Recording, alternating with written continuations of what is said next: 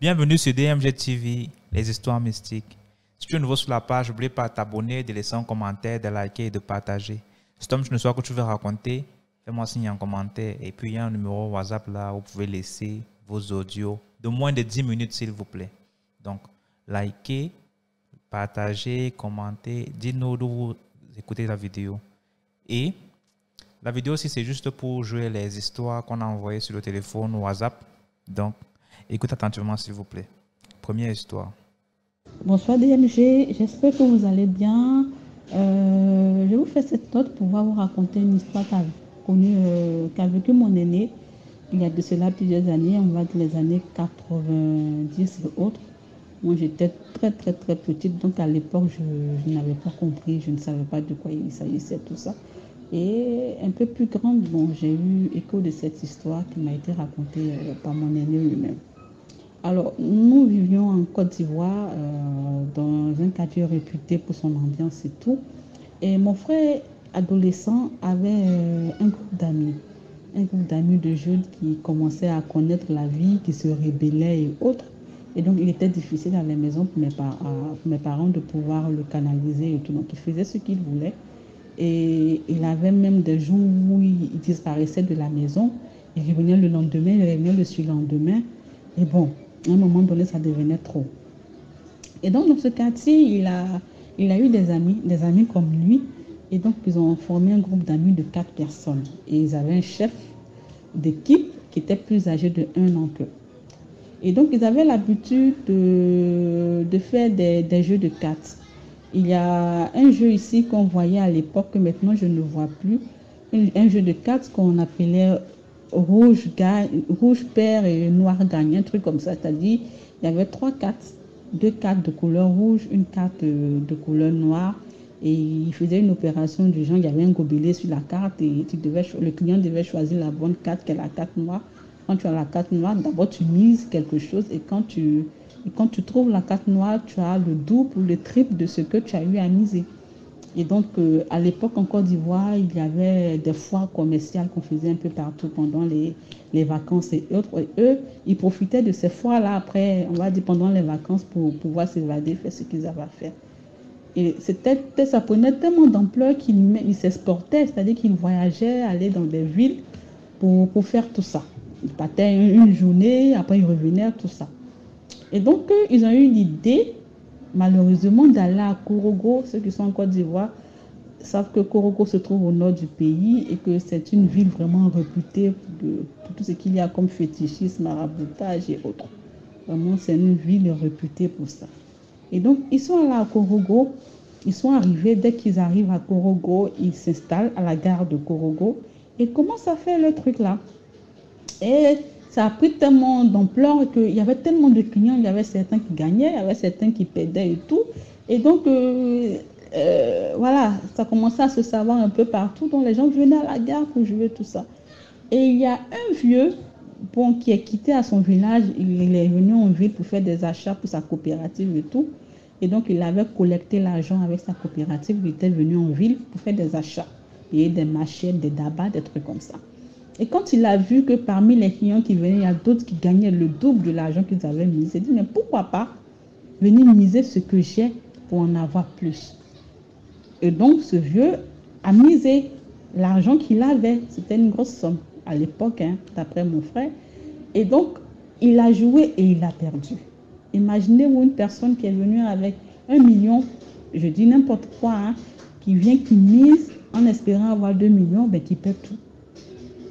Et cette personne-là est attendue au village parce qu'il est venu faire des achats pour la coopérative. Et donc le vieux apeuré demande pardon parce que je signale qu'ils avaient fait 2 groupes. Il y avait le groupe de mon frère, c'est-à-dire 2 par 2. Il y avait le groupe de mon frère, il était avec un ami. Et il y avait le chef de groupe aussi qui était avec un autre ami. Donc voilà. Et donc le vieux apeuré demande pardon. Il essaie de négocier avec le chef de groupe pour qu'il puisse remettre ne serait-ce que la moitié de l'argent, que voilà, il explique tout, pourquoi est-ce qu'il est là, pourquoi est-ce qu'il a besoin de l'argent, tout et tout, il est prêt à faire ça, à faire ça, à faire ça. Le chef de groupe refuse, c'est-à-dire l'ami à mon frère refuse catégoriquement de remettre l'argent au vieux. Le vieux a pleuré. Il a fait tout ce qu'il avait à faire. Le jeune dit niet, il ne remet pas l'argent au vieux. Et donc le vieux a pleuré. À cette époque, il n'avait pas de portable. Donc rapidement, prend son vélo, va chercher ses enfants pour qu'ils viennent négocier entre jeunes pour voir si le jeune peut, si l'ami à mon frère peut plus ou moins lui remettre l'argent. L'ami de mon frère refuse. Et grave, et plus grave que ça, il frappe même les deux enfants du vieux.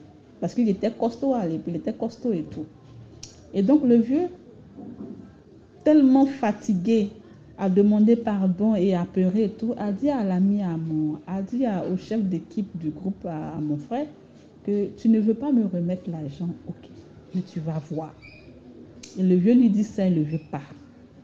Et donc, eux, ils ont fini et tout. Bon, chacun était découragé, était un peu déçu du chef de groupe. Et donc, ils étaient fâchés. Ils sont rentrés à l'hôtel, puisqu'ils devaient faire une journée revenue sur Abidjan le lendemain. Ils sont rentrés à l'hôtel et tout. Chacun allait dans sa chambre et voilà.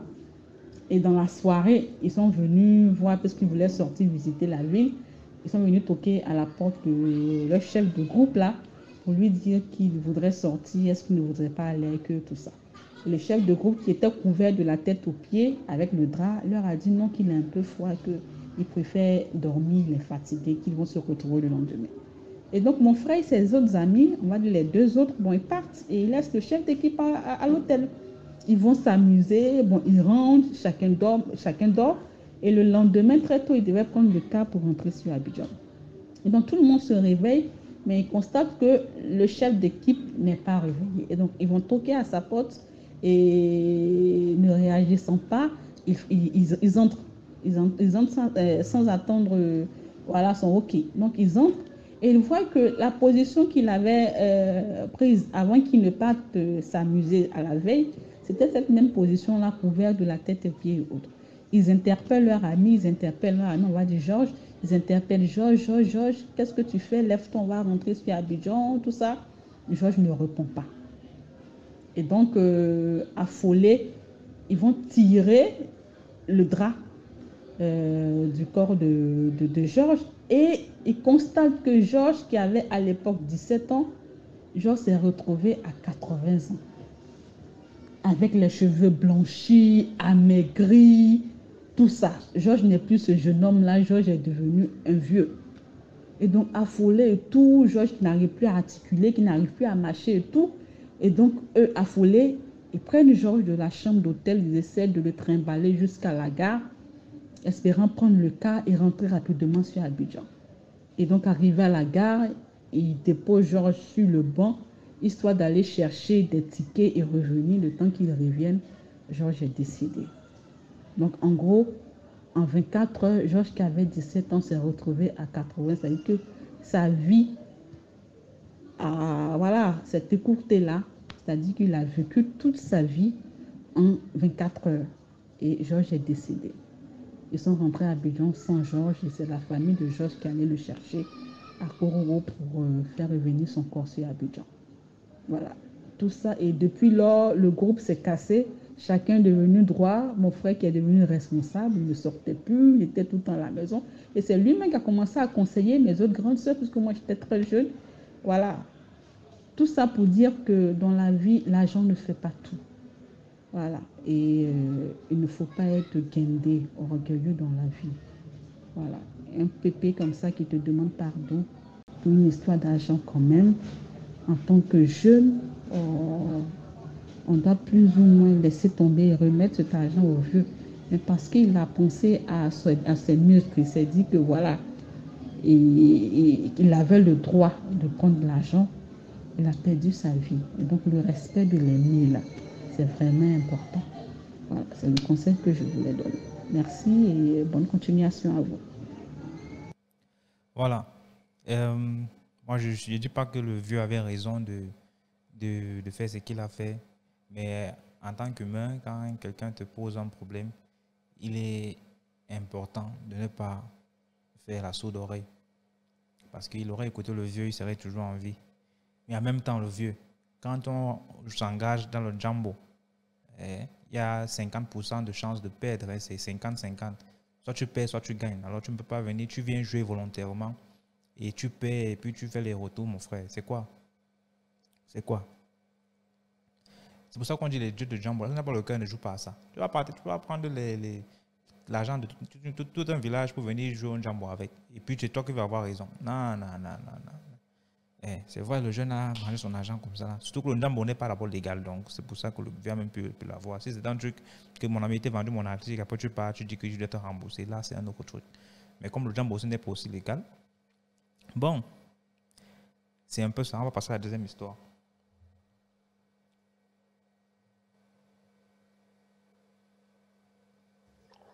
Bon, ça c'est une autre histoire qui a été vécue par un de mes oncles dans la ville de Kalemi. Je ne sais pas exactement Kalemi, c'est à quelle distance de Lubumbashi, mais c'est une ville qui se trouve à l'est du pays, dans ce qu'on appelle la région des Grands Lacs. La région des Grands Lacs, c'est une région qui est partagée entre la RDC, la Tanzanie, l'Ouganda, le Rwanda, le Burundi. Alors, dans cette région-là, il y a un lac. Donc, cette ville-là est côtière au lac. Alors, il y avait un monsieur, un investisseur, un homme d'affaires qui avait acheté des bateaux en Europe. Comme c'est un lac qui est très, très poissonneux, c'est le lac Tanganyika. C'est un des lacs les plus poissonneux du monde. Le gars avait vu que c'est une opportunité pour lui. Il a acheté des bateaux de pêche en Europe qui devaient venir exploiter sur ce lac-là. Les bateaux sont arrivés en conteneur, tout neuf, tout était propre. Il a même fait venir des experts, des spécialistes de ces bateaux-là, les Italiens, qui sont venus pour monter les bateaux sur place au port à Kalemi. Ils ont monté les bateaux. Ils ont essayé de démarrer. Les bateaux ne démarraient pas. Aucun des bateaux ne démarrait. Donc, genre, le truc est foutu. Les mécaniciens européens ont redémonté les moteurs, nettoyé toutes les soupapes, tous les boulons, tout ce qu'il fallait faire. Ils ont remonté tout. Ils ont essayé de démarrer. Ça ne marchait toujours pas. Ils ont même appelé peut-être les mécaniciens de la cité pour dire venez un peu, peut-être que vous avez une idée sur ça. Alors, il y avait un vieux mécanicien qui arrive, un local, donc un Congolais, qui arrive et qui leur dit « Oh, mais vos moteurs ici sont tout neufs, pourquoi est-ce qu'ils ne démarrent pas? Non, mais on a tout essayé, voilà, du rythme, ceci, machin, pompe, tout va bien, mais le bateau ne démarre pas. » Alors, le vieux là, le mécanicien leur dit « Est-ce que quand vous avez fini de monter vos bateaux et que vous avez décidé de les mettre à l'eau, est-ce que vous avez prévenu les chefs coutumiers d'ici que vous aviez des bateaux que vous voulez exploiter sur leur lac? » Les gars, ils disent non, nous on est des hommes d'affaires. Même le propriétaire des bateaux dit non, j'ai pas fait ça. Alors que le propriétaire des bateaux était un Congolais. Il dit non, moi j'ai pas fait ça, j'ai acheté mes bateaux et je vais les exploiter. Le monsieur lui dit non, ici ça se passe pas comme ça. Ici, les propriétaires de l'eau et de la terre sont les chefs coutumiers. Donc, vous devez d'abord aller leur poser la question et avoir leur autorisation avant de revenir exploiter vos bateaux. Je me dis, bon, si ça peut aider, il n'y a pas de souci. Et étrangement, quand ils vont voir les chefs coutumiers disent, ah, ok, c'est pour ça. Donc, vous emmenez... Ils ont demandé des trucs vraiment banals. Hein? Donc, vous emmenez 2 poules, quelques herbes, un bidon d'huile de palme, et puis ça va aller. Les chefs coutumiers ont fait leur cérémonie. Et à l'instant où les chefs coutumiers finissent la cérémonie, il dit au propriétaire des bateaux, vous pouvez monter et démarrer vos bateaux. Ils sont montés, ils ont démarré. Les bateaux ont démarré au quart de tour pratiquement. Donc, à peine on tournait la clé, donc le bateau démarrait. Et là, on a compris que la terre et l'eau appartiennent en premier aux locaux avant d'appartenir à qui que ce soit. Même à l'État. Ouais, ça c'est une bonne histoire et c'est vrai, tu ne peux pas arriver dans un village ou bien dans un quartier, tu te mets à exploiter sans d'abord voir le chef du quartier. C'est pourquoi ils sont mis en place, c'est pour ça qu'ils sont là. Et c'est eux qui représentent tout le quartier, bien tout le secteur, tout le village. Donc tu ne peux pas venir engager des travaux sans passer par eux. Tu peux généralement avoir ce genre de problème-là. C'est pas tout le temps que tu as ce problème-là, mais il y a des secteurs qu'on ne touche pas facilement comme ça, là, sans prendre l'accord, l'aval des concernés. Donc, s'il vous plaît, laissez un like, laissez un commentaire. Dites-moi d'où vous regardez la vidéo. Ça vous coûte. Même si tu as dit ça 5 fois, continue à dire. Le problème est le problème est, on passe à la troisième histoire. Moi qui dis ça chaque jour que bienvenue sur DMG TV là. Pourquoi il dit ça pour tous les fois? Il y a des, c'est comment? Donc, prochaine histoire. Alors, l'autre histoire que je vais vous raconter, c'est ça s'est passé toujours ici à Lubumbashi, mais c'est quand même une histoire qui est relativement longue. C'est l'histoire de deux jeunes garçons que je vais appeler Jean et Joseph. C'est comme on les... Donc, on va passer à la prochaine histoire. L'autre histoire là, je n'ai pas. J'ai déjà vu ça dans une autre vidéo. Voilà. Donc, on va jouer celle-ci plutôt. Bonjour DMG. L'histoire que je vais vous raconter, c'est la mienne. Elle m'est arrivée il y a plus de 15 ans, pas moins de 15 ans, plus de 15 ans.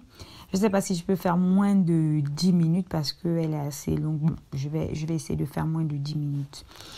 Et je vous suis sur YouTube et sur Facebook. Je vois souvent des filles, on dit des filles qui sont à la quête des hommes riches pour changer leur vie et tout, qui font des choses pour changer leur vie.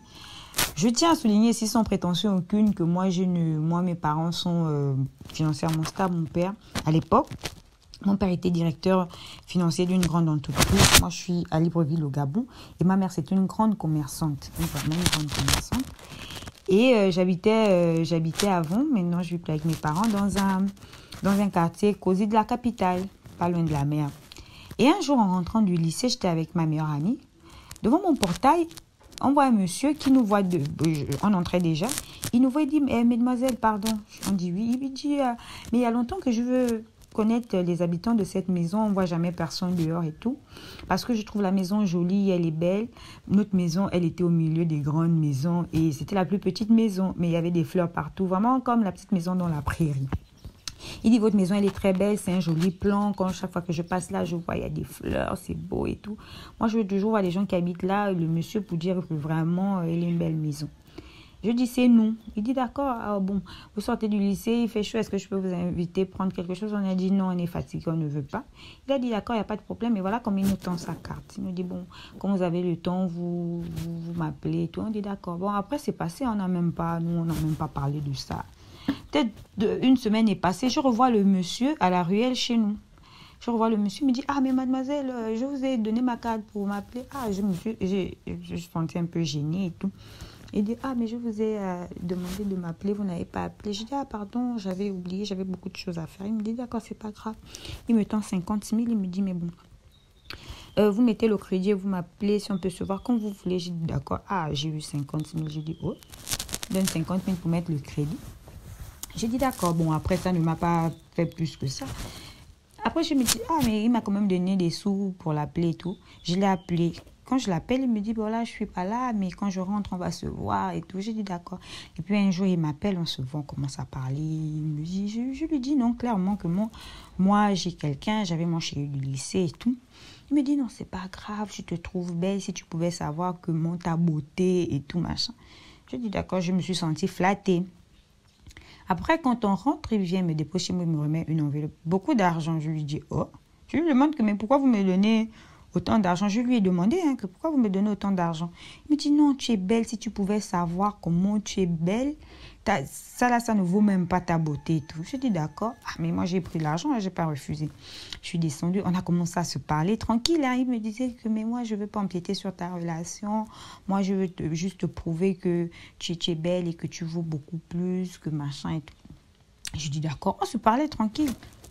Quand on se voit, il me donne beaucoup d'argent. Et il me disait toujours ça, que tu es belle, ta beauté vaut plus et tout. Bon. Un jour, moi, j'étais chez mon chéri.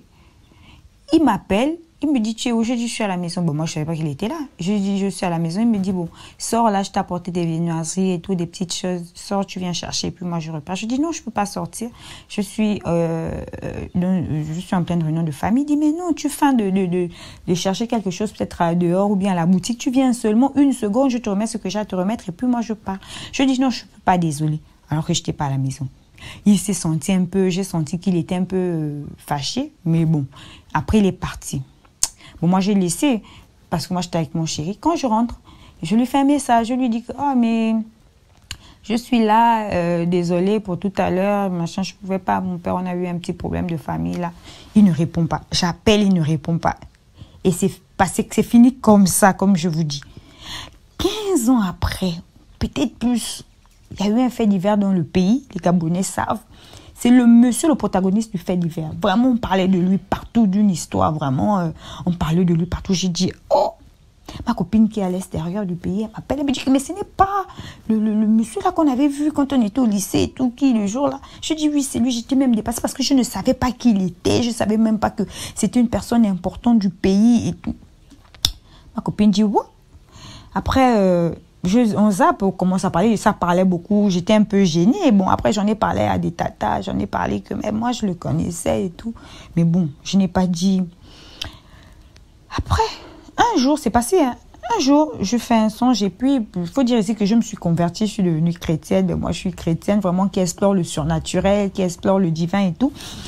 Et un jour, je dors, je le vois dans mes rêves. Je dis que, mais toi, tu viens chercher quoi dans mes rêves, celui-là? Il me dit non, ce qui se passe en ce moment, les gens, ils en veulent à ma vie, les gens, ils sont contre moi, c'est un complot et tout. Je dis que, oh. Il me dit où il se trouve. Ah, là, j'ai fui le pays, je suis à tel endroit, machin. Bon, moi, je trouve ça bizarre. J'en parle au pasteur, un peu gêné, que, mais l'histoire qui se passe en ce moment, le monsieur, je l'ai connu quand j'étais plus jeune. Et voilà, je l'ai vu dans mes rêves, pardon. Et je l'ai vu dans mes rêves, voilà ce qui s'est passé. Le pasteur dit, ah, mais peut-être parce que tu l'as vu, tu le connaissais, puis là, tu vois l'histoire, et puis je dis que, ah, d'accord. Bizarrement, il se fait arrêter, et c'est le pays, il m'a parlé du pays dans lequel il était, où il était, c'est dans ce pays-là qu'il se fait arrêter. J'ai dit, non, ça, c'est trop bizarre. Ça, c'est vraiment trop bizarre. Je suis allée dire ça au pasteur. Le pasteur dit, oui, c'est bizarre, parce qu'il m'a dit qu'il était dans ce pays, et c'est dans ce pays-là qu'il s'est fait arrêter. Je ne savais pas, hein, avant qu'il ne se fasse arrêter, tout. Le pasteur dit, c'est trop bizarre. Je suis partie, je suis partie chez le pasteur. On a commencé à prier. Et puis, moi, je ne savais pas, le pasteur était en train de filmer. Quand il priait, boum, le monsieur manifeste. Il commence à parler à l'intérieur de moi, comme dans les films, comme dans Exorciste et tout. Il commence à parler à l'intérieur de moi. Il me dit non, il dit, oh non, elle, moi, je l'aimais, je voulais faire d'elle ma femme et tout. Elle m'a menti, elle n'était pas vraie. Moi, je lui ai donné mon argent, c'est vrai que c'était pour sa beauté, mais j'ai commencé à m'attacher à elle parce qu'elle était attachante et tout, elle était bien. J'ai senti en elle une femme, machin. Parce qu'il dit qu'une femme comme moi, elle était encore jeune. Elle était en seconde, une femme, comment toi tu étais déjà. Il dit non, moi je voulais d'elle, je voulais faire d'elle ma femme, je voulais faire d'elle une grande femme et tout, à mes côtés. Le pasteur dit que oui. Il commence à prier. Moi j'ai vu ça, après j'ai vu la vidéo parce que le pasteur me filmait. Il lui demande, mais quand tu lui donnais l'argent, qu'est-ce que tu as pris? Il dit j'ai pris sa beauté. Je ne sais pas si je l'ai dit, mais chaque fois qu'il me donnait l'argent, il me dit, tu es belle, ta beauté vaut plus. Il dit, j'ai pris sa beauté et tout. Il a commencé à prier, j'ai commencé à manifester. Vraiment, les choses du surnaturel, je vous assure. Et après, c'est terminé, on a terminé la délivrance qui a duré, je ne sais pas, peut-être 1 heure. Je me suis sentie fatiguée quand je me suis levée là. Après, j'ai vu les images de ce qui s'est passé. Un temps après, le monsieur est décédé. Le monsieur est décédé. Bon, moi, je ne sais pas, c'était pas à cause de ma... Je ne sais pas, mais il a eu les problèmes. Il disait que c'était un complot. Il est décédé. Moi, je raconte cette histoire parce que la Bible dit que nous l'avons vaincu à cause du sang de la nuit et la parole de notre témoignage. En fait, il faut témoigner. Il faut édifier les jeunes. Il faut édifier tout le monde. Tout le monde est un appât. Ce n'est pas parce que tu es pauvre, ce n'est pas parce que tu as de l'argent. Moi, je n'étais pas pauvre. Moi, je n'étais pas à la quête des hommes qui ont de l'argent. Mais le monsieur, il a réussi à faire quelque chose. Et puis, c'est 15 ans après que j'ai reçu la délivrance de cette histoire. J'étais déjà convertie depuis. C'est 15 ans après que le monsieur a manifesté. Il a dit ce qu'il avait fait. Vraiment, de faire très attention quand vous prenez l'argent des gens. Voilà. Très bonne histoire. Et comme pour dire que c'est pas parce que tu n'as pas besoin d'argent qu'on ne peut pas te prendre avec de l'argent. Hein? C'est bizarre comme phrase, mais ça dit ce que ça veut dire. D'autres pensent que c'est que ceux qui sont avares, ceux qui veulent beaucoup d'argent là, qui sont exposés. Même ceux qui n'ont pas besoin d'argent, à travers un petit cadeau comme ça, on peut te prendre. Oui. Vous pensez que les gens, les oncles, les tantes qui réussissent à prendre vos enfants, c'est comment qu'ils les prennent? Un petit cadeau de temps en temps, un petit maillot, petite chaussure, tout ça. Petite chaussure travaillée, bien sûr. Et c'est comme ça qu'on vous prend. Pas parce que vous avez trop besoin de la chaussure, mais parce que c'est un cadeau. Vous l'avez accepté, vous l'avez pris. Quand on voit même les films de vampires, là, ceux qui ont vu Vampire Diaries, bien original, avec les Klaus et Elijah et tout ça, vous allez comprendre les principes de base, c'est quoi? Il faut inviter la personne chez vous. Alors, les gens que vous connaissez d'habitude sont déjà invités chez vous automatiquement. Vous avez dit, OK, je t'invite chez moi tel jour, ils viennent. En même temps que vous les invitez, vous invitez aussi en même temps les esprits avec qui ils fonctionnent. C'est comme ça que ça se passe. Ils sont invités dans la maison et quand ils entrent dans la maison, ils peuvent faire ce qu'ils veulent. Et c'est ça. Donc, tu causes trop longtemps avec un gars que tu ne maîtrises pas. Rien qu'en échangeant, tu peux même, sans te rendre compte, donner accès à quelque chose que tu ne devais pas. Tu vois un peu. Donc, c'est un peu ça. On va passer à la 4e histoire. Comme j'étais en train de dire, c'était nos histoires de TikTok et autres là. Je suis une TikTokeuse, une fille de Bertois, parce que je vis à Bertois. Je suis une fille de l'Est Cameroun. Un jour, je suis entrée dans TikTok. Bon, parce que moi, mes vidéos que je faisais sur TikTok, ça tirait les hommes, dit que waouh, beauté extraordinaire. Donc, déjà, bon, mon physique d'abord, parce que je suis teint naturel, teint chocolat naturel et propre. Mais ça, quand un homme me voit, il va flipper. Okay. Voici comment un beau matin, je me lève très tôt, je dis, je vais entrer dans TikTok aujourd'hui. Bon, je m'apprêtais à faire un direct en fait. Et net quand je tombe la photo d'une vidéo d'un gars Bamoun, c'est un Bamoun. Et je dis, ah, c'est quel beau gosse comme ça. Et boum! Tout allait si vite, il s'est abonné à moi et on a commencé à causer. Tout allait si vite que moi-même je ne comprenais pas. C'est allé si vite jusqu'à ce qu'on se partage des numéros. Jusqu'à ce qu'on a fait 2 mois de relation juste sur le téléphone comme ça. C'est un jour, elle dit que bébé, depuis on se cause sur mon téléphone et autre, je vais t'envoyer le transport, tu montes. J'ai d'abord essayé de compliquer, j'ai dit non, ok, je vais arriver. Et je suis pris, un bon matin, il m'a envoyé le transport, il m'a envoyé 20 000. Voici qu'il monte sur Douala, parce qu'il vivait à Douala. J'arrive à Douala au petit matin vers 3h, 4h. Net quand j'arrive sur Douala, il me fait comprendre que je suis déjà là. Il dit que ok. Mais voilà, il vient me chercher. Et net quand on arrive, il me pose de ces conditions, il dit que bébé, tu vois, je t'aime de tout mon cœur, tu vois.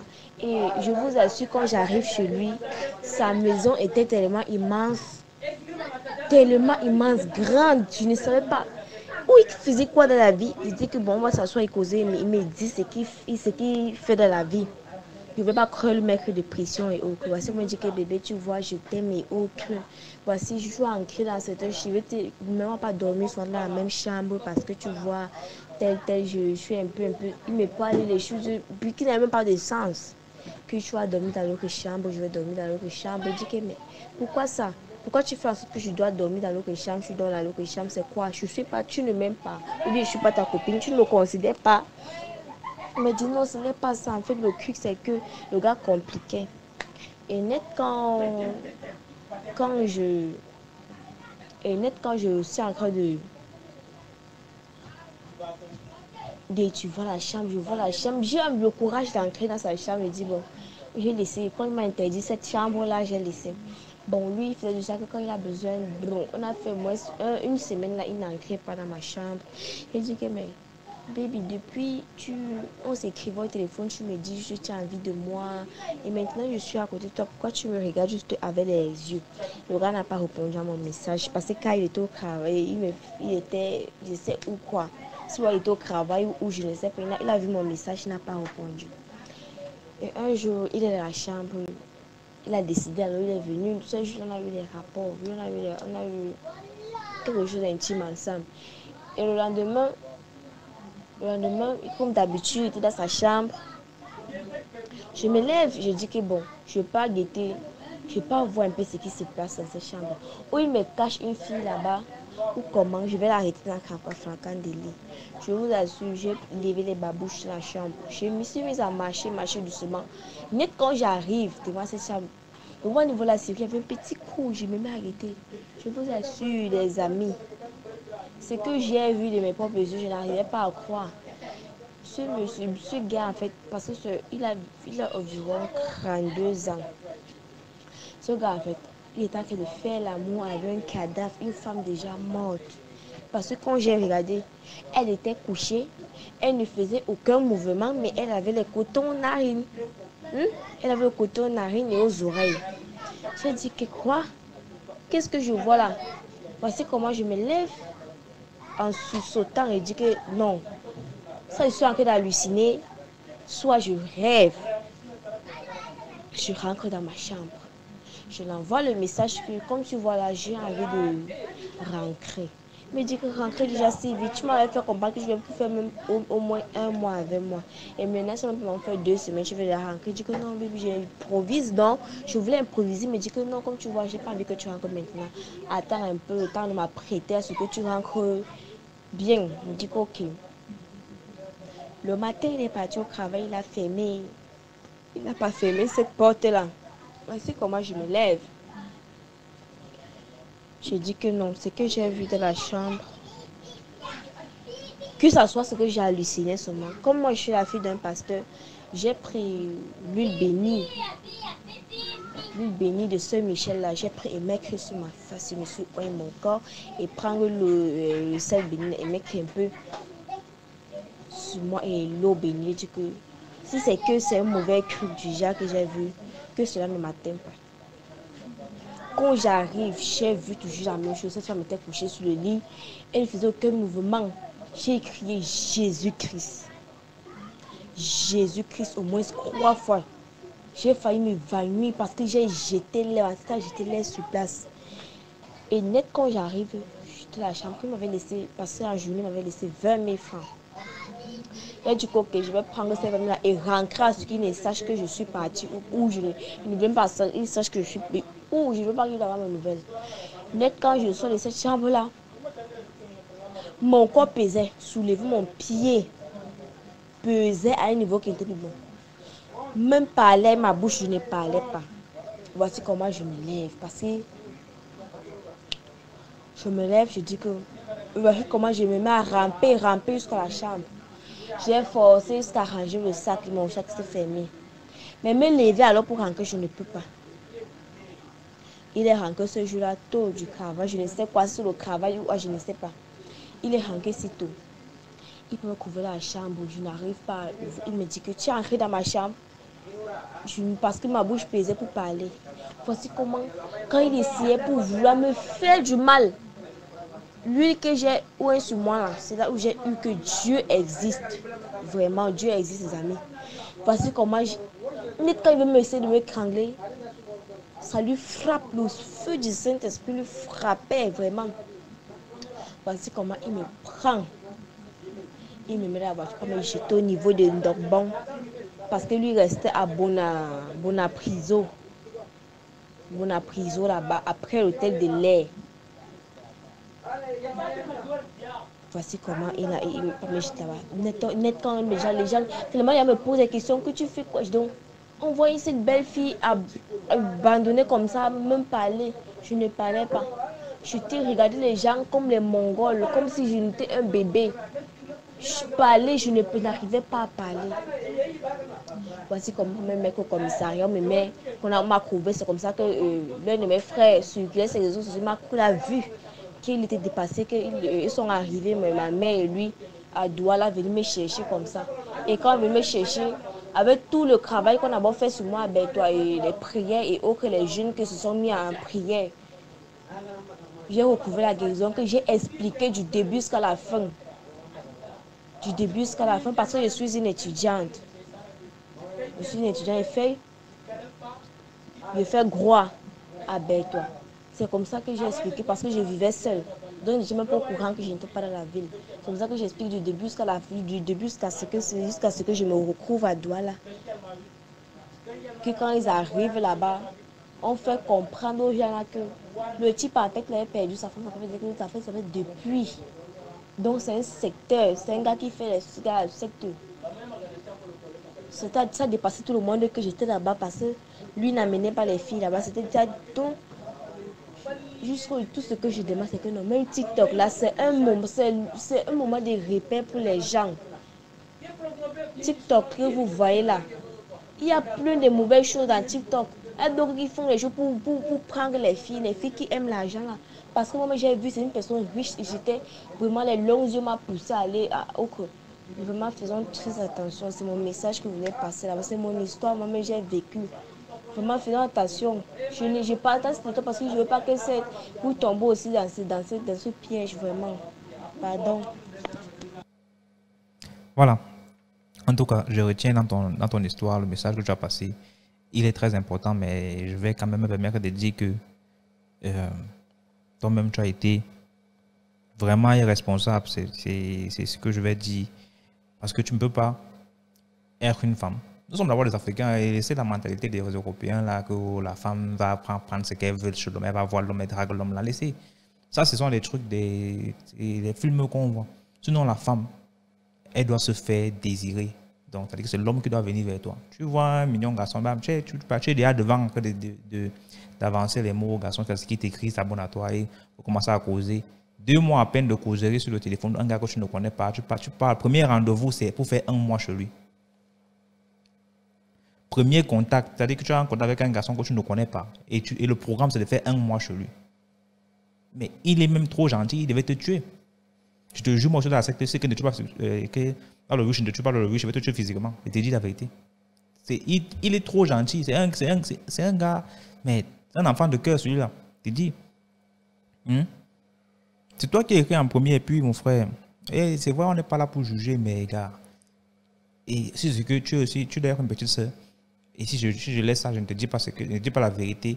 C'est que je sais que je ne fais pas mon travail normalement. Parce que toi-même, tu dois apprendre derrière ces expériences aussi. Ce n'est pas seulement de dire que tu avais les longs yeux. Non, tu avais les longs yeux, tu étais naïf. Tu as cherché ton problème. Et c'est un peu ça. Et le gars, même s'il ne t'a pas tué, c'est pas que tu as mis l'huile d'onction, c'est qu'il ne veut pas se laisser. Il va s'embarrasser du corps pour faire quoi avec. Le gars t'a chassé. Parce qu'il a vu en toi, mon ami, tu n'es pas une femme de valeur, c'est tout. Sinon, il va te tuer, c'est risquer la prison. Pourquoi? Pour tuer quoi? Et on tue, même pour en poser, il faut choisir sa prison. C'est pas tu vas tuer n'importe qui. Qu'est-ce qu'il va faire avec toi régulièrement là? Il t'a chassé parce que tu as mis l'huile d'arachide sur toi. C'est parce qu'il voulait te chasser, c'est tout. Bref.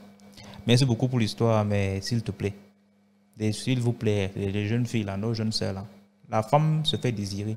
Laissez les garçons viennent vous draguer. Ne partez pas écrire une box au gars. Ça, c'est un perdant. Ce gars ne va jamais vous valoriser parce qu'il sait que derrière ça, c'est ce que tu viens draguer, tu veux me draguer par exemple. Il sait que derrière ton TikTok là, tu dragues plusieurs autres garçons, c'est comme ça. Et c'est pourquoi les filles sont méfiantes même par rapport aux garçons qui draguent sur les réseaux n'importe comment. Ça veut dire qu'ils font ça à tout le monde, c'est comme ça. Donc, on ne va pas venir là parce qu'il faut seulement écouter les histoires. Même temps, toi-même, tu dois comprendre que tu cherches tes problèmes. Donc, on va continuer à la 6e histoire, je pense.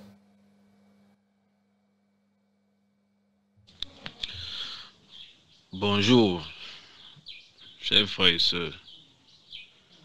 Je m'apprête à vous raconter une histoire qui avait eu lieu dans mon village. Il y a de cela pratiquement 20 à 25 ans. En fait, le but de la raison pour laquelle je m'aurais partagé autant pour moi cette histoire, c'est par rapport au sobriquet ou alors au surnom que les gens aiment souvent s'attribuer. Dans mon village, il y avait un kradique praticien. Quand je dis kradique praticien, ça veut dire qu'il est encore en vie, mais il a arrêté le métier. Il s'appelait Ona Satan. C'est-à-dire, bon, en dialecte, on l'appelait Ona Satan, parce que je suis un Béti, un Ewondo. On l'appelait Ona Satan, donc en français, Ona Satan.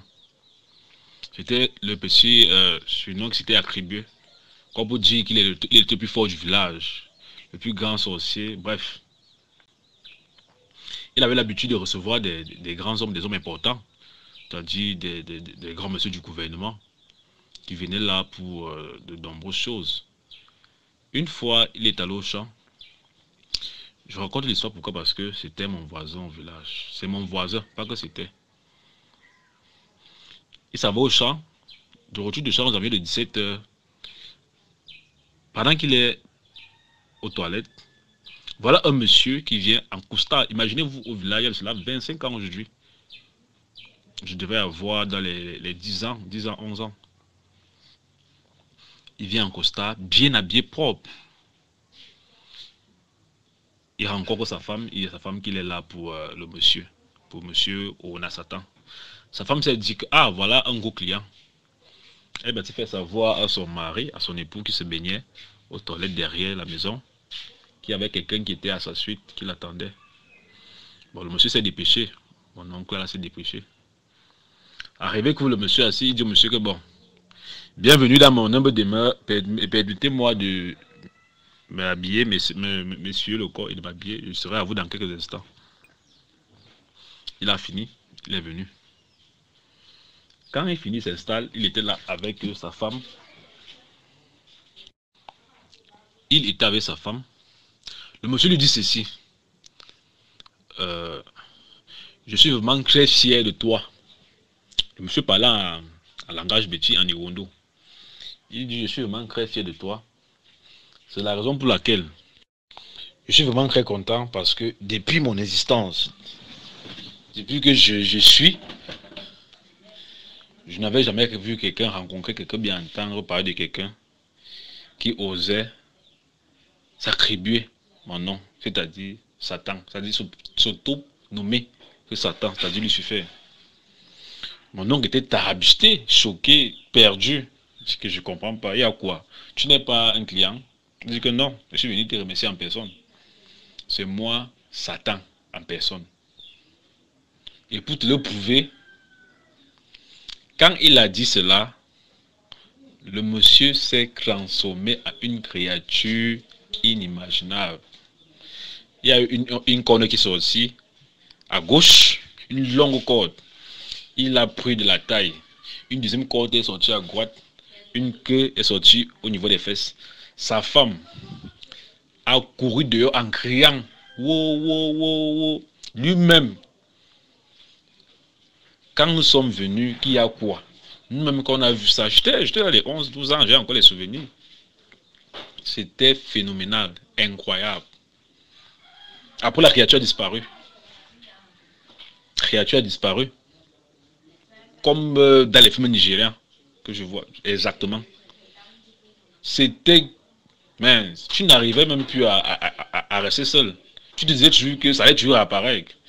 Bon, après, nous avons fait une messe au village. On a invité un prêtre. Bon, on nous a fait les rites traditionnels et c'était un rite religieux. Et depuis ce jour, mon oncle a décidé d'arrêter d'être crédit praticien, c'est-à-dire qu'il ne fait plus les remèdes, il ne soigne plus les gens, il ne fait plus certaines choses. Il est encore en vie, il est là au village. Il ne veut même plus entendre parler de cela. Même l'histoire, même il n'aime même pas se rappeler de ça, parce que quand on vous raconte ça, il fallait vivre la chose pour la croire. Donc c'est une petite histoire qui s'est déroulée dans mon village, il y a de cela 25 ans aujourd'hui, je pense, 25 ans, je ne me trompe pas. Donc c'est ce que je voulais partager. Donc comme pour dire aux gens que faites souvent attention, que les gens, nous devons souvent faire attention aux petits surnoms ou aux sobriquets bizarres qu'on aime soit s'attribuer ou attribuer aux autres. Que parfois ça peut nous jouer des tours. Donc c'est ce que je voulais partager, que Satan en personne était venu le remercier. Et je l'ai vu de mes propres yeux. Ce n'était pas que il a pris une taille gigantesque, c'est-à-dire il allait à peut-être 3 mètres. Il fallait voir la chose. Pour toi, après il a disparu. Donc depuis ce jour, moi, il a peur de tout. Donc les gens vivent des situations très compliquées. Donc je voulais partager cette histoire pour dire aux gens que on doit soit faire attention à certains noms ou à certains sobriquets ou surnoms qu'on s'attribue ou on attribue à nos enfants ou à nos frères, ou à nos soeurs ou à nos amis. Donc c'est l'histoire que je voulais partager. Merci. Bah, je suis d'accord avec toi sur le fait de les surnoms qu'on se donne là, même les noms, ça joue un grand rôle dans nos vies, autant pour moi. Tu vois, les gens s'appellent c'est Serena, la déesse. L'autre s'appelle Francine la sirène. L'autre s'appelle le dieu Jacques. Mon frère, il faut vous calmer, mon frère. Mon frère. Donc tu te crées humain, toi tu veux dire toi que Dieu une fois direct. Il faut faire attention, c'est pas... On parle comme ça, on va rire, mais après il y a des trucs derrière. Je connais un ancien camarade à l'école primaire qui s'appelle, je ne vais pas dire son nom, mais dans son nom, il y avait Jésus. Jésus, déjà sa mère a donné le nom de Jésus. Un jour, le gars se lève le matin, il vient à l'école, il vole un vélo en passant. Et pendant qu'il vole le vélo, il pédale, il arrive sur l'école avec. Et directement, quand les propriétaires arrivent là vers les 12 heures, on lui demandait que où est Jésus? Il a volé le vélo. Il m'a dit Jésus a volé le vélo. Regarde la phrase. Hein? Tu peux ne pas être chrétien, mais il y a des phrases. Quand on parle de blasphème, c'est pas seulement parce que on est chrétien ou musulman. Les blasphèmes, ça veut dire que tu prends un truc sacré et tu le profanes. Ça, c'est les blasphèmes. Le sacré, c'est quoi? Le sacré, c'est qui est. Et voilà, c'est connu d'une communauté, d'être un truc, un emblème symbolique, religieuse, que tout le monde respecte. Tu prends ça et tu profanes ça. Genre, aujourd'hui, je prends le Coran et je pisse dessus. Ça, c'est blasphémé. Je prends la Bible, je pisse dessus, c'est blasphémé. Que je sois chrétien ou musulman ou quoi que ce soit, si je fais ça, j'ai blasphémé. Et quand maintenant vous prenez vos enfants qui vont aller enceinter des filles dehors, vous donnez le nom des prophètes qu'on dit sacrés, et ils partent faire des choses que Jésus a enceinté une fille. Jésus a fait ceci, Jésus a fait cela. Non, c'est pas bon. Il faut arrêter. Il faut arrêter ça. Donc, on passe à la prochaine histoire. Et laissez un like. Et qui est mon frère? Laissez un like. Ça coûte combien? Donc, les prochaines histoires, je vais dire rapidement les trucs. Un chien entre dans la maison et a mordu le monsieur. Un chien qui sort de nulle part. Et alors, c'est un patron qui s'est transformé. Et l'autre qui a piétiné sa camarade et celle-ci est décédée. Donc, on va jouer ces trois histoires-là. Donc, allons-y. Et encore d'autres, on va jouer d'autres. On va seulement passer comme ça progressivement. Commençons par le chien. Bonsoir DMG. L'histoire que je raconte a été vécue par moi-même il y a moins de 10 jours. Aujourd'hui, on est vendredi. C'était le samedi passé. Voilà.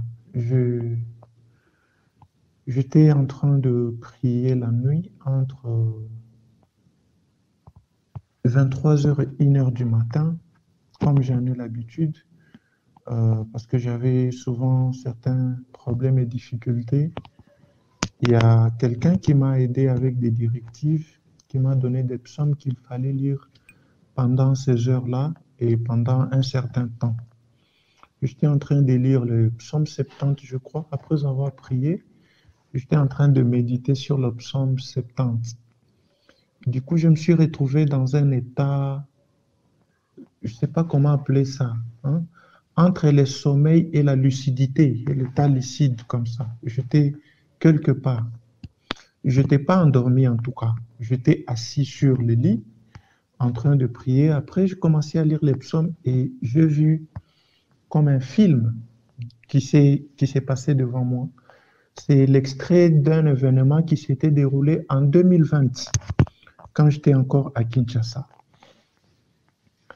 Je me suis vu, pendant ce temps-là, j'étais chez un grand frère. Je me suis vu dans le salon de mon grand frère. C'est un événement qui s'était effectivement passé. Nous étions assis au salon comme ça, en train de regarder, de voir un match. Un chien est entré dans la maison et tout le monde a fui. Et le chien m'a mordu. Le chien m'a mordu, je me suis précipité, j'ai fermé la porte, j'ai poussé le canapé, j'ai coincé le chien entre le canapé et le mur. Je l'ai battu à mort, je l'ai tué. Je l'ai jeté dehors. Et le lendemain matin, il y a une tante qui vient nous voir.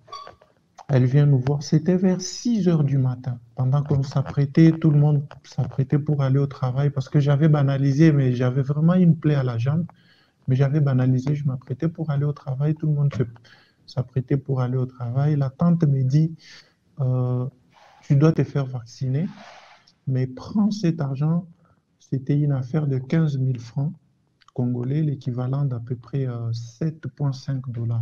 Voilà. Prends cet argent, tu vas ajouter sur ce que tu as, tu vas aller prendre une dose de vaccin contre la rage. Une dose, c'était à 15 $ et quand on est mordu, il faut 3 doses. Je ne manquais pas de l'argent, mais comme c'était, pour moi, c'était quelqu'un qui est venu compatir avec moi, j'ai pris, mais elle n'était pas informée de la situation qui s'était passée la nuit, mais tôt le matin, elle était déjà là. J'ai pris l'argent.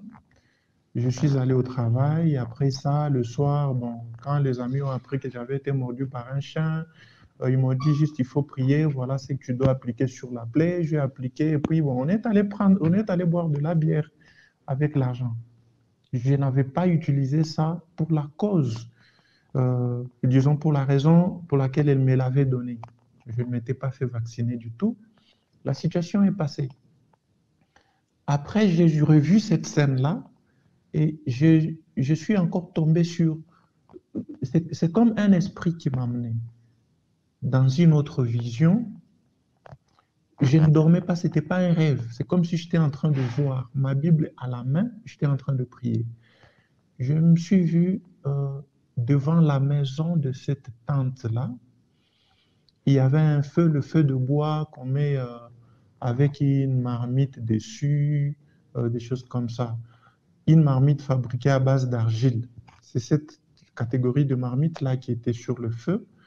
Elle était en train de remuer quelque chose dans la marmite et elle prononçait mon nom. J'ai entendu une voix me dire, tu vois, elle parle à cause de son argent. Tu dois rembourser. Je me suis réveillé, je suis redevenu à l'état normal. C'était pas la peur, c'était pas... Mais j'ai ressenti quelque chose. J'ai jeté la Bible sur le lit, je me suis tenu debout.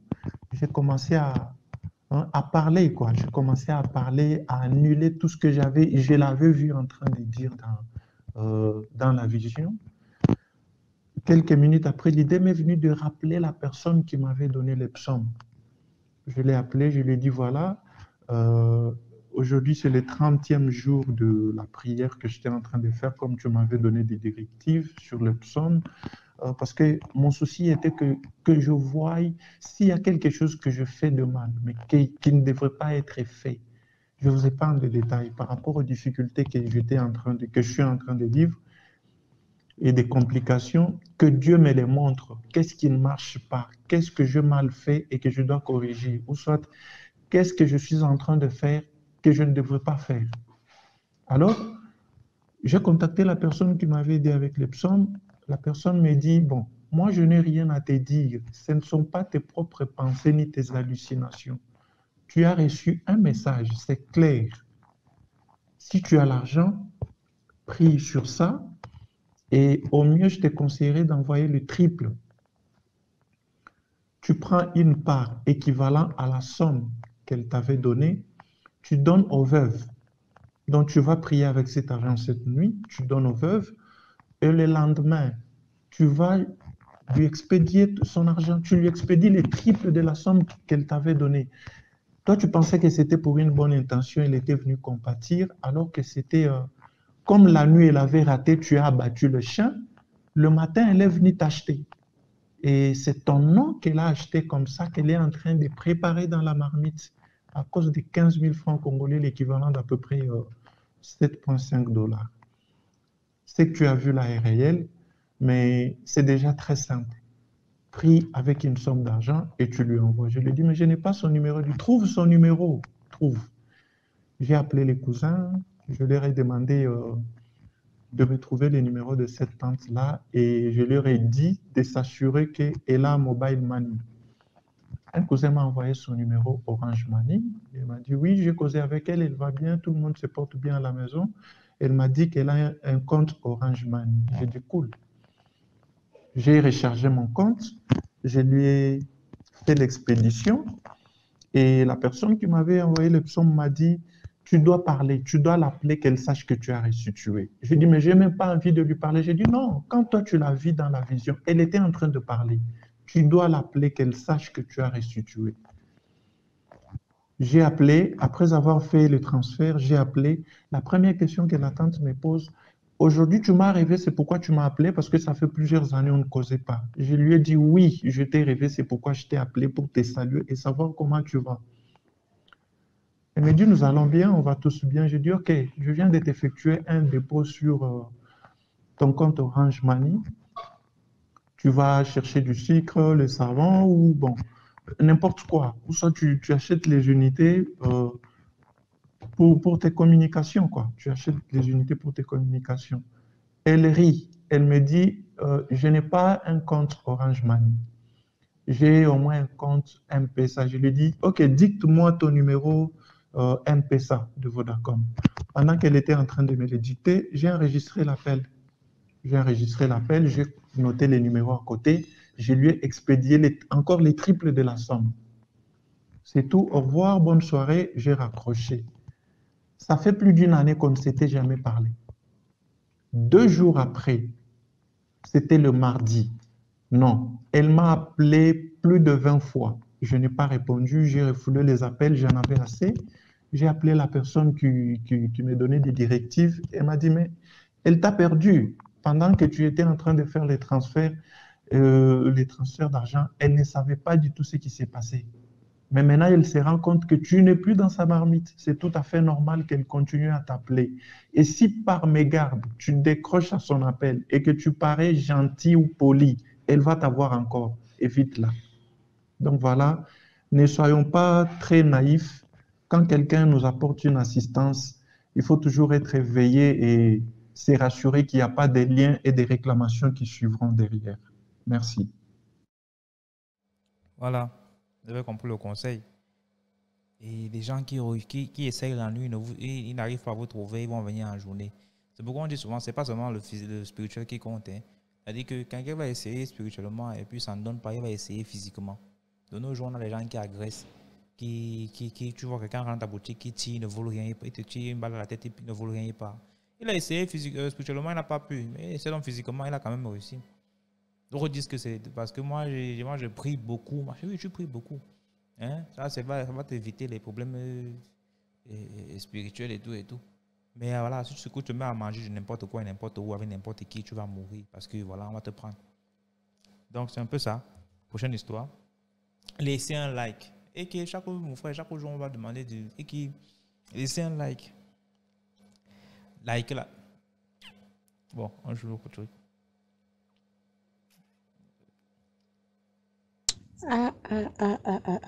Tonton, pardon. Yeah. Et désolé surtout pour le retard. Hier, j'ai eu à recevoir quelques amis à la maison. Du coup, j'ai pas eu le temps de vous faire le vocal. Ce matin aussi, j'ai été occupée par le travail et tout. Je viens juste de rentrer comme ça. Je vais un peu vous expliquer, c'est pas trop long. Ok. Ça s'est passé en Côte d'Ivoire. J'étais avec une amie, on travaillait avec un monsieur. Et le monsieur en question, il me payait plus en fait.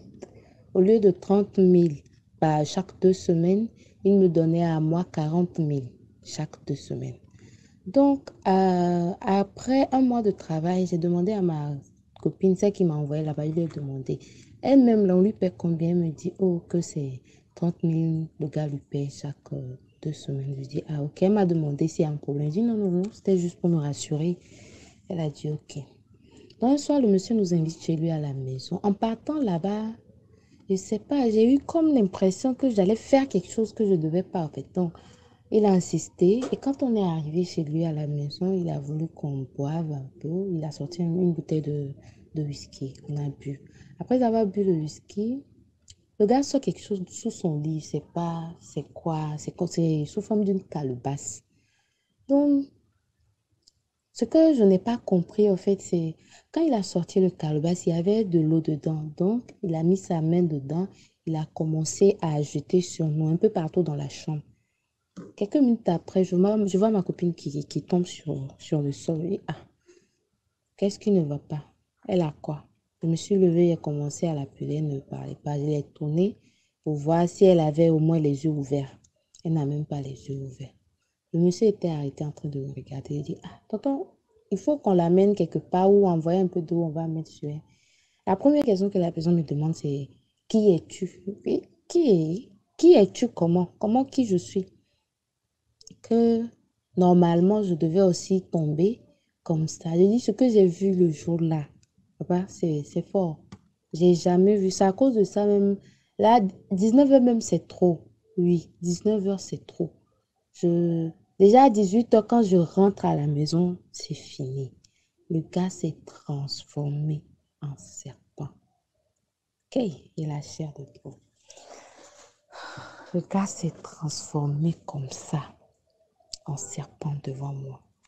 Que pourquoi je ne suis pas tombée? Comment, pourquoi en fait, je devais tomber. Quelque part, j'avais pas peur. J'avais pas vraiment peur. En fait, ce qui m'a fait peur, c'est le pourquoi le monsieur n'a pas eu peur, si peut-être je pouvais crier ou appeler au secours, rien quoi. Mais au fond de moi, j'avais pas peur, mais c'est surprenant. Je me suis dit, ah, ici que ce monsieur nous fait quelque chose de mal, ou s'il me fait quelque chose de mal à moi. Il dit quoi? Que lui, il voulait boire notre sang. Il dit, boire le sang? C'est que tout ce qui se passe, en fait, moi, je n'ai rien compris. Au réveil, d'abord, avant le réveil de ma copine là, le gars, il s'allonge sur le lit et puis il me dit de venir. Il dit, venir comment? Toi, tu fais peur comme ça, tu dis de t'approcher. Il dit, non, il ne va rien me faire que de venir. Je m'approche. La première question qu'il m'a posée, c'est, est-ce que tu aimes les serpents? Je dis, les serpents, hein? J'aime bien les reptiles, mais ça dépend du pourquoi, quoi. Il me dit, ok, qu'il voulait juste me faire voir. Je dis, ok. Il m'a dit de fermer mes deux mains. J'ai fermé mes deux mains. Et je ne sais pas ce qu'il a resté. C'était une forme d'incantation, je ne sais pas.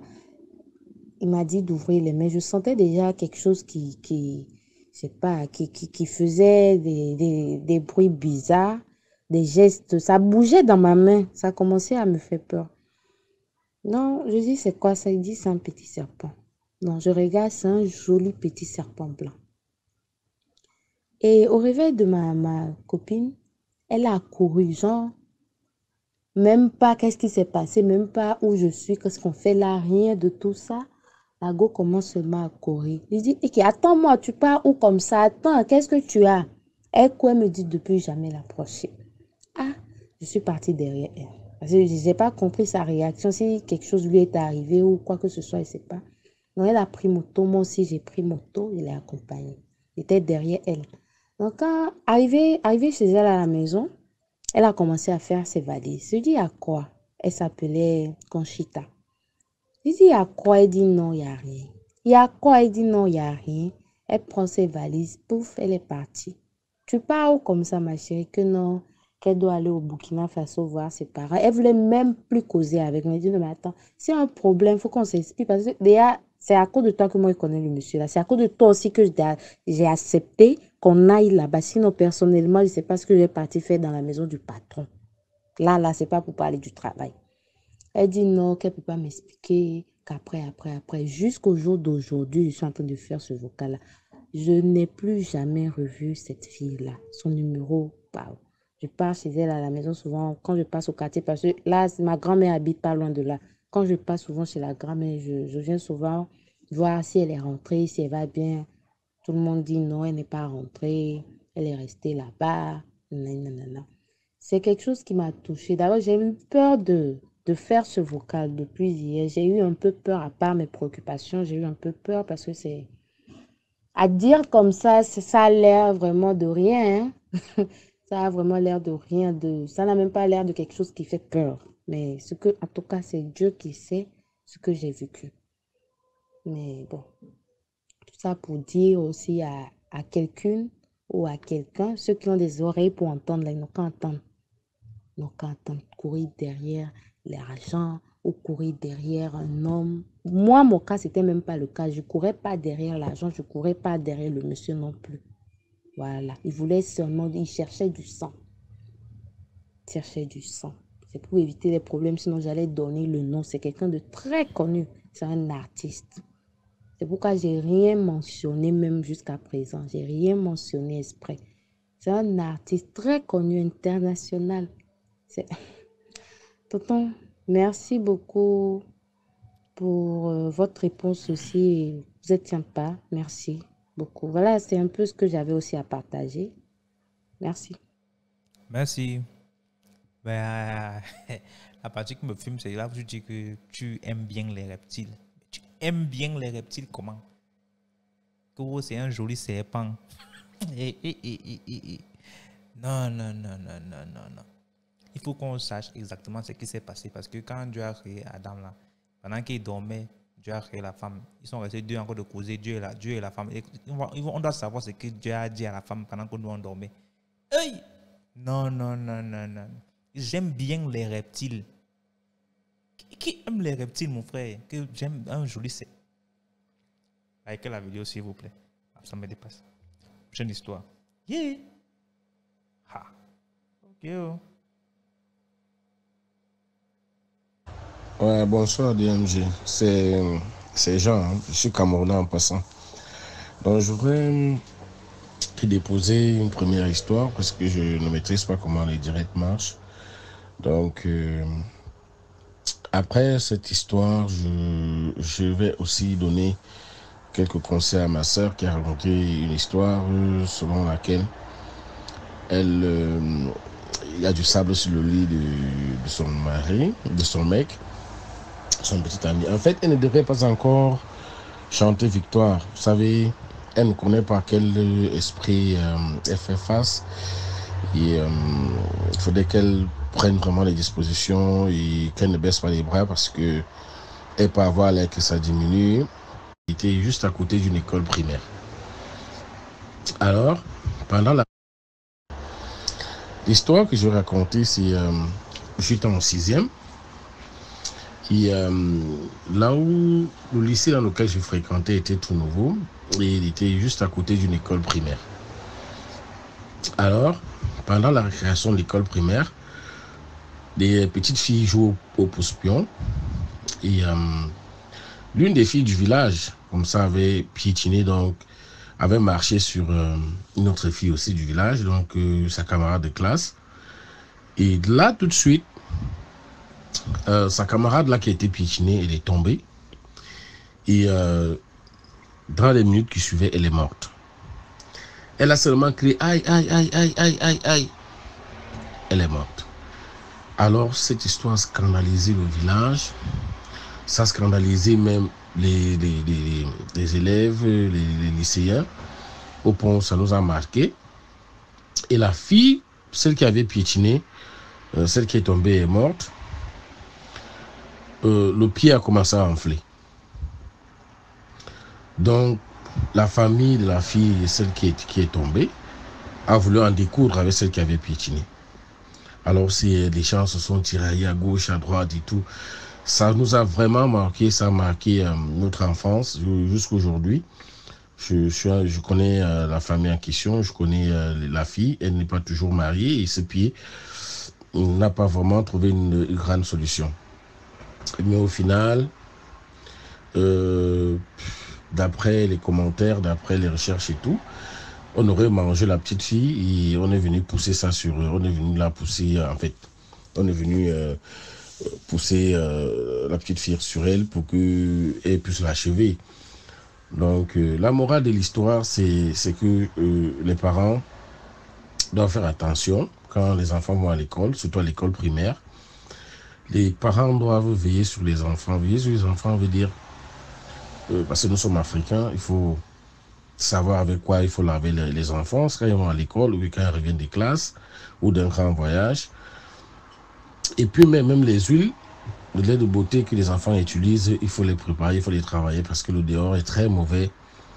Il faut vraiment se protéger. Et voilà, c'était la petite histoire un peu qui m'a marqué dans ma jeunesse, la toute première histoire qui m'a vraiment marqué dans la jeunesse et qui a fait vraiment sensation au village. Ça a même créé des haines entre des familles.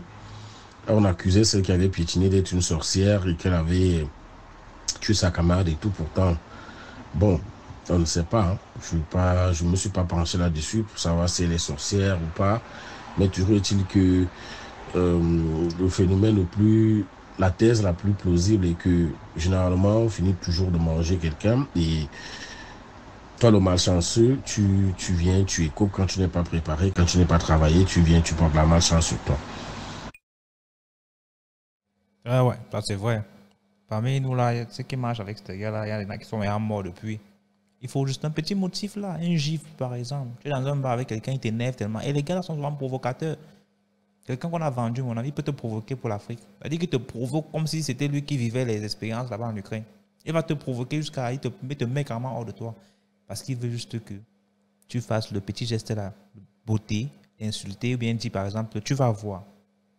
Et après, il n'est pas mourir comme ça. Et toi, tu restes porter le chapeau. Parce que ce que le sorcier fait, c'est que il tue, mais il veut bien un bouc émissaire. Il faut bien quelqu'un qui va porter le chapeau. Parce qu'il va falloir justifier la mort. Sinon, on va travailler sur le corps. Quand on vend ces gens-là, c'est pour les travailler autre part. S'ils meurent vraiment bizarrement, on va gâter le corps, comme à l'Ouest on fait. Mais si c'est qu'on sait qu'arrêtant, il a bagarré et puis on l'a poignardé, on sait que ça c'est une mort naturelle. On ne va pas pousser le bouchon un peu plus loin, on va dire, ah, non, il a bagarré, on l'a tué un peu. Donc, il y a des gars comme ça d'ailleurs. Des bagarres inutiles, ça ne sert à rien. Quelqu'un te fait un truc, porte plainte. Il y a la police pour ça. Les montrer les forces, démonstration de force, là, ça ne paye pas. Tu vas te trouver dans un problème que tu ne maîtrises pas. Donc, on va prendre une prochaine histoire. Salut à tous. Je vais encore vous raconter une histoire que j'ai vécue en live. Donc, ça s'est passé au niveau de l'hôtel du Plateau, avant le carrefour Cansonnel. Donc, j'étais à la maison. J'avais mon petit appareil photo là, qui était pas loin. Bon. J'ai mon feu ami, c'est nommé Arcel. Le gars vient m'appeler là, que gars, on a besoin de ton appareil photo. Donc si tu peux aller prendre quelques petits clichés là. Donc viens seulement voir, parce qu'il y a un ouais là-bas que mon frère, c'est la magie. Il dit mais il s'agit de quoi? Il dit viens, gars, peut-être on va te choquer même quelque chose. Je dis ok d'accord. C'est comme ça que je me déplace. Bon, je prends mon appareil photo, je m'en vais sur les lieux en question avec mon ami. On arrive donc. Je trouve le monsieur. Il me dit, bon, mon petit, on a besoin de services là. Si tu peux filmer. Il filmait quoi? Il fait donc sortir la chose qui était dans le sac. Mais il fait sortir un varan. Je dis, mais le varan? Je vois des chaînes au niveau de des pattes arrière là. Au niveau de ses pattes arrière, il y avait des chaînes. Et maintenant, il y avait deux chaînes longues. Et maintenant, au bout des chaînes là, au niveau, en allant de la queue, au bout des chaînes, il y avait un petit squelette. Je dis bien, ce n'est pas que on m'a dit, j'ai vécu ça en live. Il y avait un petit squelette qui était attaché. J'ai vu un petit crâne là, un petit squelette au niveau, et même des petits pieds. Je vous assure. Je dis, mais qu'est-ce que c'est que ça? Moi, j'ai jamais vécu un truc pareil. Donc, paraît-il que le monsieur en question, c'était un guérisseur ou je sais pas trop quoi, un marabout. Donc, il est allé chez le monsieur, il allait retirer ça. Vu que le monsieur a fait appel à lui, pourquoi? Parce que le monsieur s'est rendu compte qu'il était constamment malade. Même avant ça, il y a eu plusieurs morts dans sa famille. Donc ses frères, ses sœurs. Il paraît-il que c'était la tante du monsieur qui était derrière ça. C'est elle qui était en train de finir avec eux comme ça. Donc le monsieur doit faire appel au marabout là. Le marabout donc est venu enlever ça. Quand il a enlevé, comme ça qu'il voulait donc qu'on filme, remettre les photos parce que le monsieur devait montrer soit quelques membres de la famille. C'est comme ça que j'ai filmé. C'est parce que je n'ai plus les photos là, sinon je vous envoyais ça. Je vous envoyais ça. Je vous assure. Je vous assure. C'est pas qu'on m'a dit ou j'ai vécu ça en live. C'est en live. J'ai vu un varan avec un petit squelette. Un petit squelette attaché. Attaché avec des petites chaînes là. Donc c'est déjà quand le varan s'est déplacé avec le squelette là. C'est déplacé. Et maintenant le monsieur est parti, donc je sais pas ce qu'ils ont fait avec ça après. Bon, je n'ai pas cherché à savoir, que ça m'a foutu une sacrée trouille.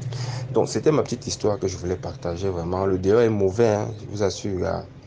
Le dehors est vraiment mauvais, il y a des choses vraiment qui se passent ici que quand on te raconte là, tu vas peut-être prendre ça à la légère. Mais quand toi-même tu vis la chose, c'est là où tu te rends compte que oui, que c'est la mort mon frère, que le dehors est Jinja.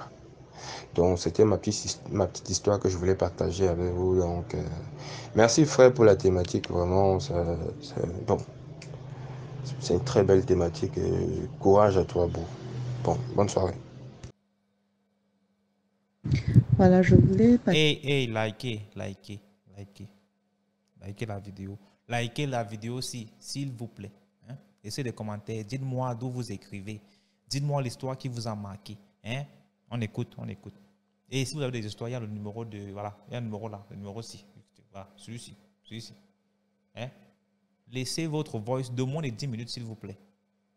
Ok, allons-y. Voilà, je voulais participer à l'émission. Voilà. Donc, je voulais raconter d'abord l'histoire d'une amie qui a sa grande sœur, sa sœur aînée qui est tombée amoureuse d'un monsieur qu'elle a rencontré, un homme qui avait assez d'argent, qui avait beaucoup d'argent. Donc, elle peinait à se marier parce qu'elle avait déjà presque 30 ans, il n'y avait personne dans sa vie. Et quand cet homme l'a accosté, cet homme était déjà polygame. Il avait plein d'argent, il a gâté, tout ça la choyait. Donc, le monsieur lui disait qu'il a promis à sa femme, à ses femmes, qu'il ne prendrait plus de femmes, patati patata. Donc, ça la gênait énormément. Donc, qu'est-ce qu'elle a fait? Elle a décidé, parce qu'elles sont du nord de la Côte d'Ivoire, donc elle a décidé de partir au nord, au fin fond du nord. Elles sont lobbies. Donc, elles ont décidé de partir au fin fond du nord, du fin fond du nord, pour aller chercher, comment on dit, les joujou, là, un médicament, pour attacher le monsieur. Pour que le monsieur vraiment revienne sa position, le monsieur fasse tout, quelle est la place de la première. Voilà.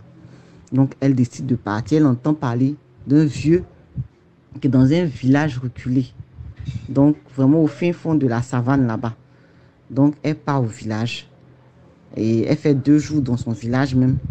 Et elle se fait accompagner par une autre personne dans un autre village. Enfin, dans le dit village, pour rencontrer, comment j'ai dit, l'entremetteur. L'entremetteur, c'est lui qui est le coursier, si on veut voir, du vieux féticheur. Donc, elle va le voir. Le monsieur dit, bon, on va marcher, on va passer par les pistes. On va marcher pour aller jusqu'au village. Parce que le féticheur en question, qui doit nous accompagner à son maître, le féticheur là, il habite dans un petit campement. On s'est un peu éloigné. Mais vous connaissez les femmes, quand elles sont déterminées à faire de garçons, elles ne veulent pas laisser. Donc la dame, elle passe la nuit. Le lendemain, à l'heure indiquée, ils prennent la piste, ils marchent jusqu'à arriver au village. Arriver là, parce qu'avant on ne donnait pas l'argent. À l'époque, quand tu vas voir un féticheur, tu ne donnes pas l'argent. Tu donnes du sel, mais tu donnes en fait quelque chose, un présent. Donc elle est partie avec 1 kilo de sel.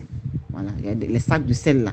Elle est partie avec un sac de sel. Parce que apparemment dans ce village là, le sel manquait. Donc elle est partie avec un sac de sel. Quand elle est arrivée, elle a donné le sac de sel. Le monsieur a demandé, oui, les nouvelles, tout ça, qu'est-ce que vous voulez?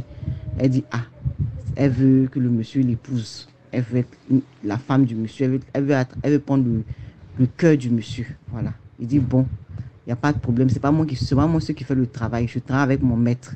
Donc, tu vas dormir ici. Et puis, comment on dit même, tu vas dormir ici. Et puis, la nuit, le lendemain, à minuit, on va se retrouver ici. Donc, le lendemain, à minuit, ils sont donnés rendez-vous. Elle a dormi, elle a passé la journée. Le lendemain, c'est le jour suivant, à minuit, voilà, ils sont donnés rendez-vous. Et ils sont partis voir le maître. Jusqu'à là, ils ne savaient pas de qui il s'agissait. Vous savez, on tisse des pactes avec le diable sans savoir. Donc, elle part. Elle part avec eux. Ils marchent. Vous savez, avant, les cimetières étaient éloignés du village. Enfin, avant, les cimetières étaient éloignés. Donc, ils marchent, ils vont jusqu'au cimetière. Elle se rend compte que c'est dans un cimetière. Et là, le féticheur lui dit, là où on est arrivé, là, tu ne peux plus te retourner. Tu ne peux plus faire demi-tour. Tu ne peux plus renoncer à quoi que ce soit. Donc, elle commence à trembler, la peur. Et elle a arrêté. Ils sont mis devant une tombe. Une vieille tombe, d'après ce qu'elle a dit. Et le monsieur lui dit, bon, je vais faire mes incantations. Tout ça là, tu restes tranquille. Tu ne te retournes pas. Tu restes, arrête-toi là et ne te retourne pas. Donc, elle était en face de la tombe, comme lui. Et puis, comme si elle parlait, comment on dit même, aux morts. Donc, il prend son tableau de marabout là.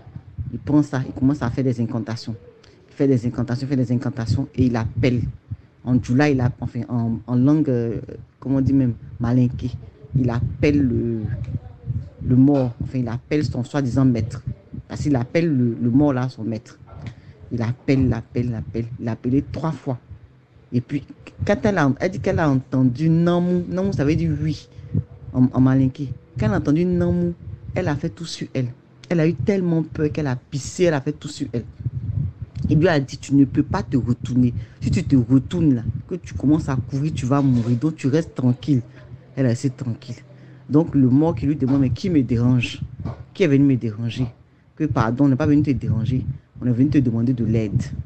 Ah bon, c'est pourquoi? Et donc, elle commence à dire, à la voix tremblante, elle commence à dire, à raconter ce qu'elle veut, tout ce qu'elle veut, tous ses vœux, elle dit. Et le mort qui lui dit, j'ai compris, tu as exaucé. Donc, je ne sais pas, ils sont rentrés dans la tombe, ils ont pris des choses là-bas, et puis ils sont ressortis. Je ne sais pas, c'est ce que le mort, d'après eux, a donné. Ils sont ressortis. Donc, ça va être ce qu'il a donné là. Ils sont partis. Ils ont repris la route. Et elle dit, il entendait toutes sortes de bruits, toutes sortes de voix. Une fois que le mort a parlé, c'est comme si son esprit était ouvert. Elle entendait tout. Elle entendait tout. Donc, elle part. Elle commence à vraiment être tremblée sur elle. Elles sont arrivées au village. Ils l'ont lavé. Ils lui ont fait les prières. On l'a lavé, on a fait les incantations. Et puis, elle est partie. Quand elle est partie au village, de là, sans dire à personne, elle n'a dit à personne là-bas ce qu'elle allait faire. Elle a dit seulement à une seule personne, besoin qu'il l'a accompagnée seulement. Et puis, elle est retournée en ville, à Abidjan. Quand elle est venue sur Abidjan, ça n'a même pas fait 2 jours. Le monsieur est devenu fou d'elle. Il l'appelle. Il est tout le temps là, tout le temps présent, jusqu'à ce que ces femmes soient au courant de la relation et qu'ils soient obligés, enfin, d'exposer la relation. Il a épousé. Il a épousé selon les rites de l'islam. Il a épousé. Quand il a épousé, il a mis toutes ses affaires dans sa main. Donc, elle avait toutes les affaires dans la main du monsieur. Elle construisait ses immeubles. Elle était devenue comme la gestionnaire du monsieur. Elle est devenue, celle dont je parle aujourd'hui là, elle est milliardaire. Elle a des immeubles, elle a des maisons. Et le seul inconvénient dans ce truc-là, c'est que chaque 7 ans, elle va pour faire un renouvellement. Si elle oublie qu'elle ne fait pas de renouvellement, quand elle dit renouvellement, c'est-à-dire qu'elle va dire merci.